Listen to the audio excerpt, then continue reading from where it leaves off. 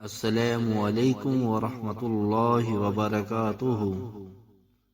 پیارے دوستو، اگر آپ کو حدیث سننا پسند ہے تو اس چینل کو لائک کر کے سبسکرائب کر لیں اور بیل کے بٹن کو دبا دیں۔ شکریہ۔ بسم اللہ الرحمن الرحیم۔ حضرت جابر بن عبداللہ رضی اللہ عنہ نے تہمت باندھ کر نماز پڑھی، جسے انہوں نے سر تک باندھ رکھا تھا اور آپ کے کپڑے کھونٹی پر ٹانگے ہوئے تھے۔ ایک کہنے والے نے کہا کہ آپ ایک تہمت میں نماز پڑھتے ہیں؟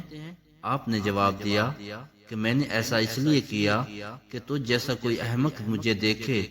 بھلا رسول اللہ صلی اللہ علیہ وسلم کے زمانے میں دو کپڑے بھی کسی کے پاس تھے؟